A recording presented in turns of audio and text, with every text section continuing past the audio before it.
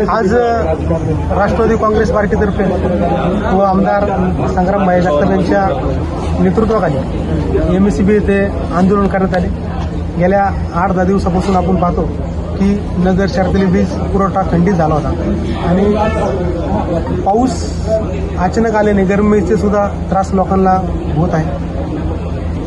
8 दिवस झाले light disturb असल्या कारणाने अधिकाऱ्यांना आम्ही या ठिकाणी जाब विचारतो की लाईट जाण्याचं कारणच काय। कारण की मुख्यतः जर आपण पाहतो की हे नगरकर जर एमएससीबीचं बिल असेल हे 1 महिन्याच्या वर झाला यांचा दंड चालू होतो आणि 1.5 महिना जर झाला बिल नाही भरलं तर हे लाईट बिल कट करतात।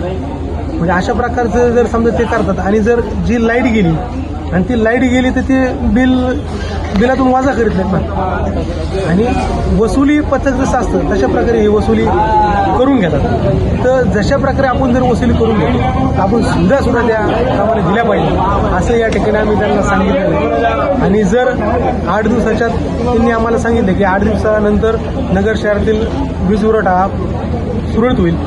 त्याच्यानंतर जे मोकळ्या जे डिप्प्या आहेत त्या मोकळ्या डिप्प्या असतील तिथं झाकणं लावण्यात येतील। त्यांनी जे फांद्या झाडं तोडले असतील ते तोडून लगेच उचलता येतील। जे वाकलेले पोल आहेत ते वाकलेले पोल लगेच दुरुस्त करून नीट करून घेण्यात येतील।